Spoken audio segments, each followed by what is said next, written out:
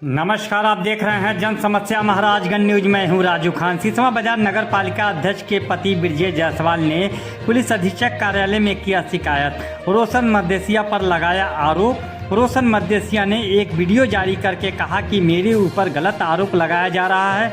मैं किसी प्रकार का कोई पर्चा वितरित नहीं किया हूं। इस खबर के माध्यम से जानते हैं सिसवा बाजार के समाज सेवी रोशन मदेसिया ने इस आरोप पर क्या कहा। मेरा नाम ब्रजेश जायसवाल है जी। किस तरह की समस्याओं का सामना अभी करना पड़ रहा है? मेरी पत्नी शकुंतला जायसवाल जब से नगर पालिका अध्यक्ष हुई हैं, वहाँ के एक नेता द्वारा खुद को परेशान करता ही है, अपने लोगों से भी परेशान करवाता है। उसी क्रम में दो लोग जो मेरी पत्नी शकुंतला जायसवाल के गलत आरोप में पर्चा बंटवा रहे थे, अरुण पटेल और रोशन मदेसिया, तो हमारी पत्नी शकुंतला जायसवाल ने माननीय एसओ साहब थानाध्यक्ष कोठीबार को भी लिखित दरखास्त दी हैं और महाराजगंज माननीय पुलिस अधीक्षक महोदय को भी यहाँ पर लिखित दरखास्त दिया गया है कि उन लोग के खिलाफ कठिन से कठिन कार्रवाई की जाए, जो जनता के बीच हम लोग की छवि खराब कर रहे हैं और गलत पर्चे बंटवा रहे हैं। इसलिए अब हमारी पत्नी को छवि धूमिल हुई है और गाली गुप्ता दे रहे हैं लोग, उल्टा सीधा फेसबुक पर लिख रहे हैं। उन लोग पर कठोर से कठोर कार्रवाई की जाए, फिर आगे आने वाले समय में किसी भी व्यक्ति को या किसी को ये लोग ऐसा गलत काम न करें जिससे भी किसी की भी छवि खराब हो। नमस्कार, सिसवा बाजार, मैं रोशन मदेसिया। आज सोशल मीडिया के द्वारा मुझे यह ज्ञात हुआ है कि मेरे विरुद्ध जो है एक प्रार्थना पत्र श्रीमती शकुंतला देवी, जो कि अध्यक्षा है नगर पालिका परिषद सिसवा बाजार की, एवं उनके चौकीदार पति श्री ब्रजेश जायसवाल जी द्वारा मेरे विरुद्ध एक शिकायती प्रार्थना पत्र दिया गया है, जिसमें मेरे ऊपर आरोप लगाया गया है कि मैंने उनके राजनीतिक और सामाजिक छवि को धूमिल करने के लिए एक पर्चा बांटा है, जिसमें उनके ऊपर भ्रष्टाचार का आरोप लगाया है। साथ ही उनके द्वारा भ्रष्टाचार से अर्जित धन से खरीदे गए संपत्तियों का विवरण दिया गया है। तो इस पर मैं अपना स्पष्टीकरण आप सभी सम्मानित जनमानस के बीच में देना चाहता हूं। सबसे पहला विषय मेरा ये है कि श्रीमती शकुंतला देवी जी, मेरा सीधा प्रत्युत्तर आपको है और सम्मानित जनता के बीच में अपना ये प्रत्युत्तर मैं रख रहा हूं। पहला बिंदु है कि आपने ये कहा है कि मेरे द्वारा आपके विरुद्ध झूठा पर्चा बांटा गया। उस पर्चे में एक भी तथ्य झूठा नहीं है। पहली चीज तो मैं बता दूं कि अगर वो पर्चा मैंने छपवाया होता तो उसमें एक और रजिस्ट्री आपके पति चौकीदार पति श्री ब्रजेश जायसवाल जी द्वारा 26 दिसंबर को आपके पति के, जिसमें आप भी निवास करती हैं, उसी घर के जस्ट सटे उसी नंबर में आराजी नंबर 415 में 25 डिसमिल जमीन 101 एकड़ भूमि, जिसकी सरकारी मालियत 13.5 लाख होती है, उसका भी क्रय किया गया है, जो उस पर्चे में अंकित नहीं था। इस तरीके से साथ ही आपके द्वारा स्कॉर्पियो एन गाड़ी भी खरीदी गई है, जिसका भी उसमें विवरण नहीं है। वो पर्चा अगर मैंने बनाया होता तो ये सारे विवरण उसमें होते, लेकिन फिलहाल जितने इस पर्चे में जितनी संपत्तियों का उल्लेख किया गया है, वो सारी संपत्तियों का पक्की नकल मैंने निकलवा के रखा हुआ है। जिस पटल पे आवश्यकता होगी उस पटल पे मैं उन पर्चों को रखने का काम करूंगा।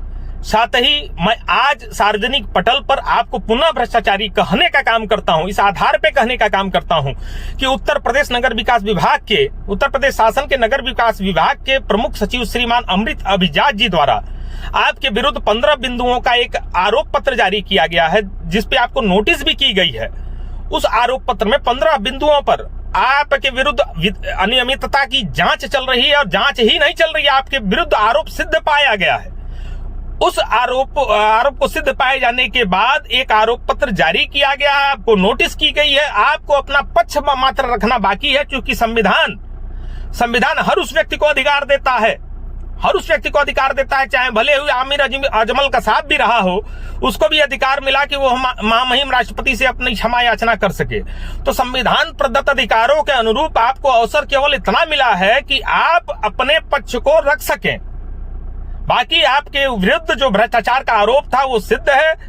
जो भी जांचकर्ता हैं, सम्मानित अधिकारी हैं, उनके द्वारा आपके विरुद्ध साक्ष्यों के आधार पे आपको भ्रष्टाचारी सिद्ध किया जा चुका है, जिसकी सारी रिपोर्ट हमारे पास है। साथ ही आदरणीय श्रीमती शकुंतला देवी जी, आप सम्मानित अध्यक्षा है नगर पालिका परिषद सिसवा बाजार की, बड़े अदब के साथ मैं आपसे कहना चाहता हूं कि आप किसान इंटरमीडिएट कॉलेज बलकुनिया जनपद कुशीनगर से 2021 में आपने इंटर में आपने परीक्षा उत्तीर्ण की है। आप एक शिक्षित महिला है। आपको यह समझना चाहिए कि सत्य साक्ष्यों के आधार पे, सिद्ध साक्ष्यों के आधार पे अगर किसी के विरुद्ध कोई आरोप लगाया जाता है, उससे अगर किसी की मानहानि होती है तो अपराध नहीं होता है। अगर आपको लगता है मेरे द्वारा अपराध कारित किया गया है, तो निश्चित रूप से भारतीय संविधान के अंतर्गत जो भी मानदंड और मापदंड निर्धारित किए गए होंगे, उन मापदंडों के आधार पर मुझे सजा मिले, मुझे कोई परहेज और गुरेज नहीं है। लेकिन भ्रष्टाचार के विरुद्ध जो हमारी लड़ाई है अनवरत चलती आ रही, 2012 से 17 तक हमारी माता जी सभासद रही, तब भी हमारी लड़ाई भ्रष्टाचार के प्रति चलती रही और कभी भी भ्रष्टाचार के विरुद्ध जो हमारी लड़ाई है वो लड़ाई रुकी नहीं है।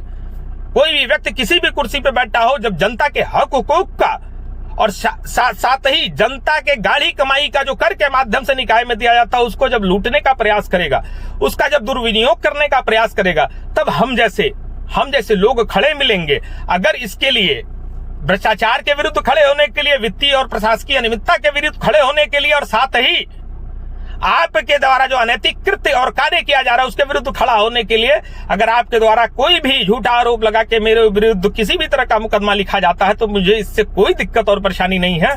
मैं स्वागत करूंगा आपका अध्यक्षा महोदया की प्रथम बार आप खुद आगे आई हैं और मुझे इस चीज की खुशी है कि किसी चौकीदार का नहीं, लेकिन एक जनता द्वारा निर्वाचित एक महिला को प्रत्युत्तर देने द्वारा मुखर होकर अपनी बात रखी गई है। मैं आपका पूरा सम्मान करते हुए पुनः आपको चुनौती देता हूं कि सार्वजनिक पटल पर आइए, सार्वजनिक पटल पर चर्चा करने के लिए मैं भी तैयार हूं, साक्ष्यों सहित आप अपने आप को निर्दोष साबित करिएगा और मैं आपको भ्रष्टाचारी सिद्ध करने का जितना साक्ष्य आवश्यक होना चाहिए उतना साक्ष्य मेरे पास है और उन साक्ष्यों के साथ मैं पुनः सीना ठोक के आपको भ्रष्टाचारी कहने का काम करता हूं। और यह अधिकार मुझे उन दस्तावेजों के माध्यम से मिला है जो शासन में आपके विरुद्ध कार्रवाई हेतु लंबित है।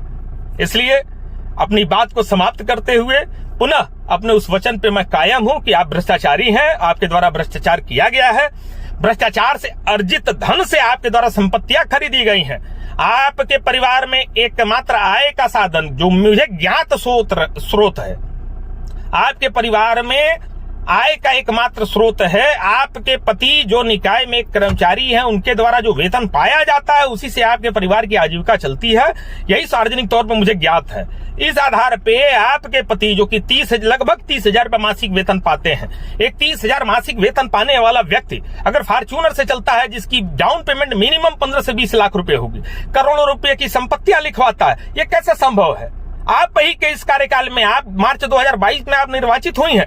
मार्च 2022 में निर्वाचित होने के बाद 18 मई को आप ही के चौकीदार पति गिरजेश कुमार लिख के आप ही के समक्ष देते हैं, अधिशासी अधिकारी को देते हैं कि उनको अपना इलाज कराने का पैसा उनके पास उपलब्ध नहीं है, साथ ही आजीविका चलाने का पैसा उनके पास उपलब्ध नहीं है। वो दस्तावेज आपके सामने से गुजरा है अध्यक्षा महोदया, और किस चीज से आप मोड़ने का काम कर रही हैं? सारे के सारे दस्तावेज हमारे पास हैं। वो दस्तावेज हैं जिन दस्तावेजों के आधार पे आप हमारे एक भी शब्द को